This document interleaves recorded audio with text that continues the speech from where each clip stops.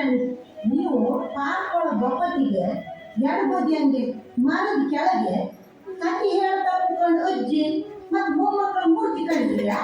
ಹೌದು, ಖಂಡಿತ. ಅಲ್ಲಿ ಪಟದ ಖಂಡಿತ. ಪಕ್ಕ ಎಲ್ಲ ತಕೊಂಡ್ರಡ್ಡಿಲ್ಲ ಮಕ್ಕಳೇ. ಮೂರ್ತಿಗೆ ಮುಟ್ಟಕ್ಕೆ ಹೋಯ್ಬೇಡಿ, ಒಂದು ಹಾಳಾಗ್ತವ. ಆ ಮೂರ್ತಿ ಅಂತ ಕಾಲ್ ಮಾಡಿದ್ದು ಕಾರಂತಿ ಜ್ಞಾನಪೀಠ ಪ್ರಶಸ್ತಿ ಬಂದಿತ್ತಲ್ಲ, ಮುಗ್ಗಜ್ಜಿಯ ಕನಸುಗಳು ಅಂತೇಳಿ. ಆ ಮುಗ್ಗಜ್ಜಿ ಮೂರ್ತಿಯೇ ಇದು ಮಕ್ಕಳೇ. ಹಾ, ಅಲ್ಲೇ ಆಚೆ ಬಡಿ ಪೂಜೆ